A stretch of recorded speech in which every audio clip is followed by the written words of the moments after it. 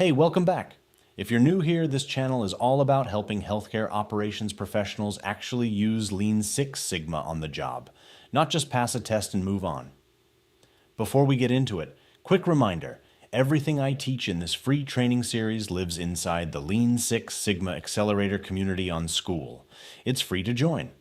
There are templates, tools, live sessions, and a growing community of healthcare operations professionals who are building these same skills in real jobs with real processes.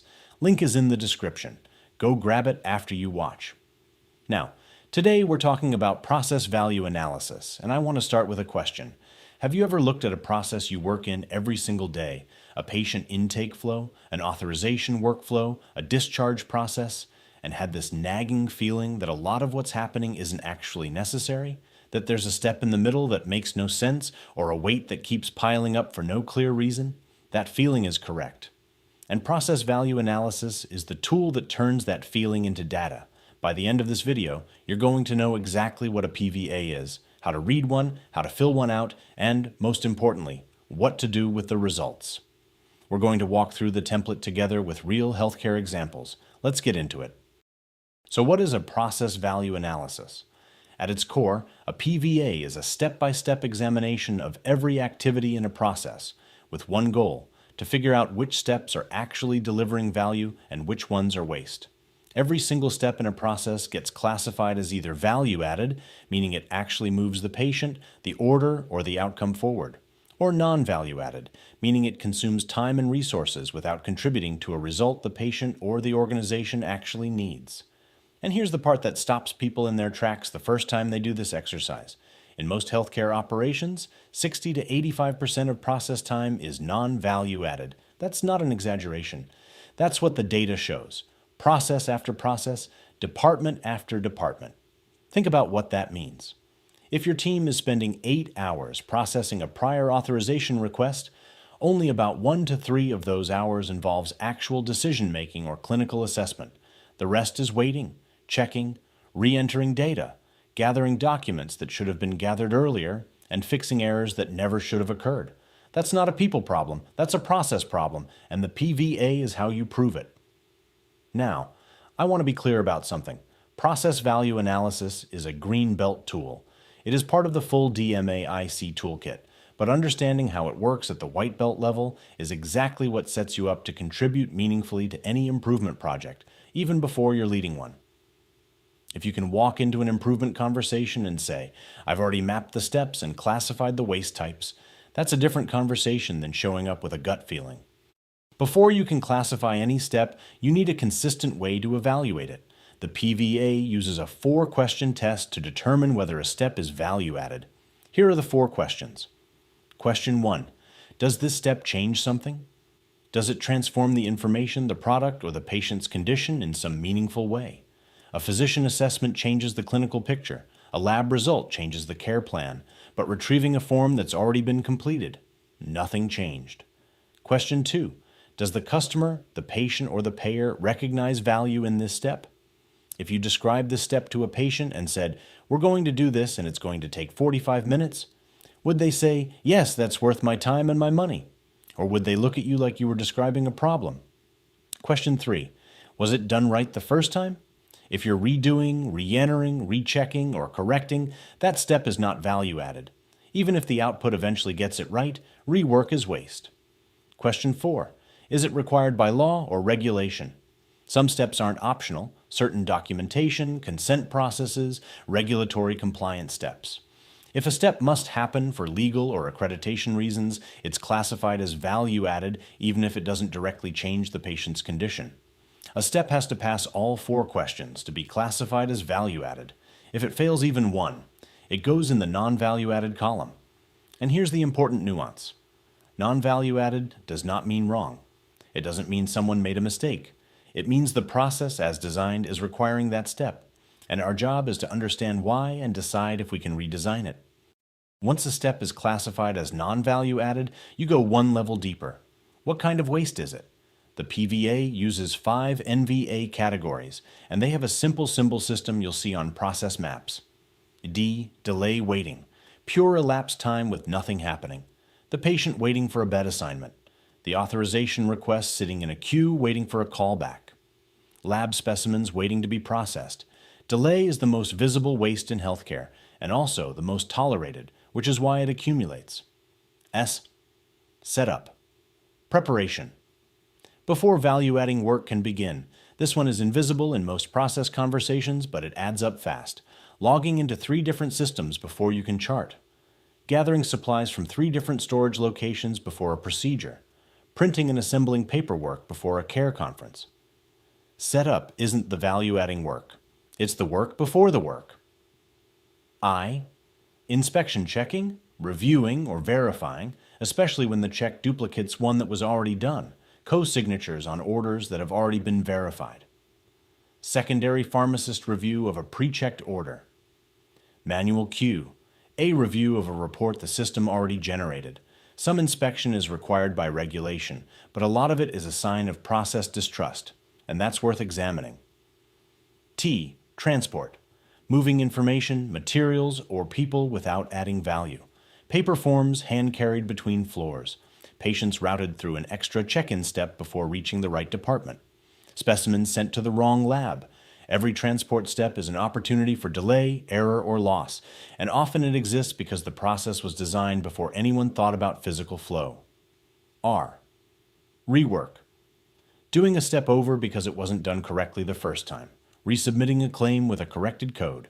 Recollecting labs because the first tube wasn't labeled.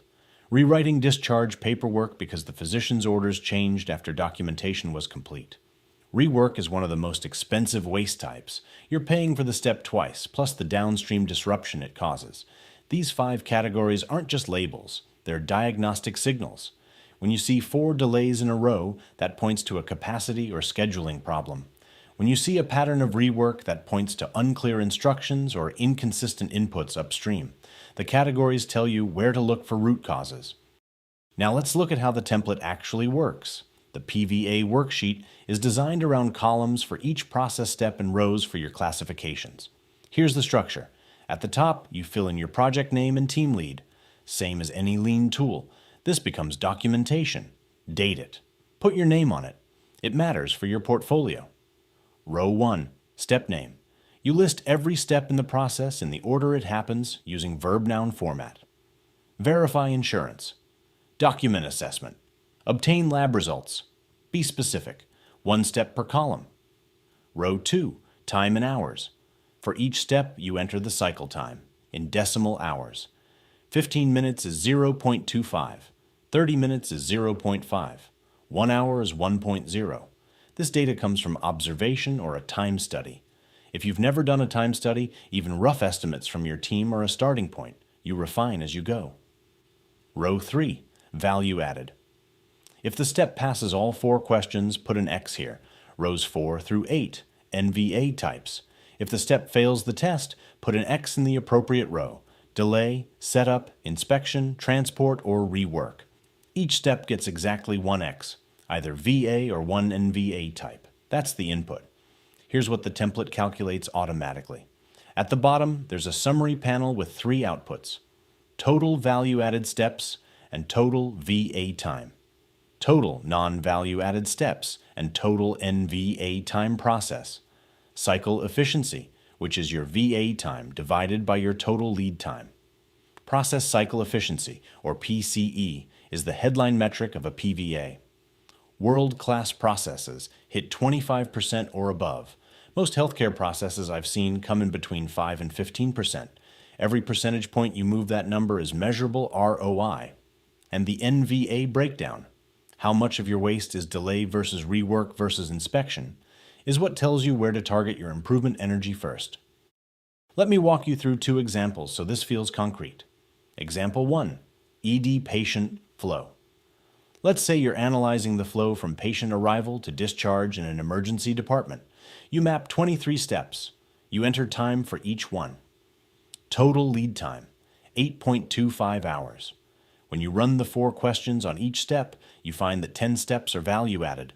Triage assessment, the physician's initial assessment, ordering labs, reviewing results, the specialist consult, creating a treatment plan, administering treatment, medication administration, patient education, and the final discharge. But the other 13 steps? Non-value added. And here's what the breakdown looks like. Delay. Patient waiting for bed assignment. 1.5 hours. Waiting for lab results. 1 hour. Waiting for pharmacy to fill. 0.75 hours. Waiting for bed to be cleaned. 0.5 hours. Setup. Gathering and setting up supplies. 10 minutes. Inspection. Registering patient in EHR. 20 minutes. Documenting care in EHR. 20 minutes. Physician signs discharge order. 15 minutes. Transport. Transporting patient to exam room. 10 minutes. Rework. Final documentation and coding. 20 minutes. This step in the current state involves correcting incomplete fields. You run the summary. VA time is about 3.7 hours. Total lead time is 8.25 hours. PCE, approximately 44%. That's actually above average for a department that's done some prior improvement work. But if your baseline is 8 hours and your delay category alone is 3.75 hours, that tells you that capacity and flow, not clinical quality, is where the next improvement opportunity lives. Example 2. Prior authorization workflow. Now let's look at something in the managed care world. A prior authorization workflow for specialty pharmacy, you map 12 steps. Total lead time, 4.5 hours. After applying the 4 questions, value added, clinical necessity review, 30 minutes. Benefits verification, 20 minutes. Final decision documentation, 15 minutes. Delay, waiting for callback from payer, 1.5 hours. Waiting for physician to return the form, 45 minutes. Setup, logging into 3 separate portals before beginning, 15 minutes. Assembling clinical documentation packet, 20 minutes. Inspection, supervisor review of submission before sending, 15 minutes. Rework, resubmitting with corrected clinical notes, 20 minutes. VA time, about 65 minutes. Total, 4.5 hours. PCE, 24%, just under world class. But look at the delay category alone. That's over 2 hours of 4.5 waiting on other people or other systems to move. That's where the conversation with leadership needs to go. Not, our team is slow. The handoffs outside our team are the bottleneck. The PVA gives you the data to have that conversation with credibility. Okay, you've filled out the PVA. You have a PCE score. You have an NVA breakdown. Now what? A few things. First, share it. A completed PVA with real data is one of the most persuasive things you can put in front of a manager or an improvement team. It takes the conversation from anecdote to evidence. We believe there's waste in this process becomes, we've documented that 68% of our lead time is non-value added, and here's where it's concentrated. Second, prioritize your NVA categories. Don't try to eliminate all waste at once. Look at which NVA type is costing you the most time and start there. Delay is often the biggest and the most addressable, but rework can be more expensive per occurrence because it carries downstream costs, resubmissions, patient dissatisfaction, staff burnout. Third, connect it to the financial case. NVA time multiplied by your labor cost rate becomes the quantifiable cost of the current state. That number is the foundation for your ROI projection when you propose an improvement. This is exactly how you justify a process change to leadership. You show them what the waste is costing right now. And fourth, document it as part of your portfolio. If you're building toward a green belt certification, a completed PVA on a real process is a concrete project artifact. Even if you're at the white belt level right now, doing this analysis and keeping the output is building your evidence base. When certification becomes the next step, you won't be starting from scratch. Let's recap. A process value analysis classifies every step in a process as either value-added or non-value added using a 4-question test. For every NVA step, you identify the waste type, delay, setup, inspection, transport, or rework. You attach time data, and you calculate your process cycle efficiency, the percentage of your total lead time that's actually delivering value. In most healthcare processes, that number is somewhere between 5 and 15%. Every improvement you make moves the needle, and you can measure it. The template is linked in the description. It's preloaded with a full healthcare example so you can see exactly how it works before you start entering your own process. And when you join the LSS Accelerator on Skool, you'll find the PVA guide, the template, and the rest of the white belt training, all in one place, completely free. You're already working in processes that have improvement opportunity built into them. This tool is how you make that visible. I'll see you in the next one.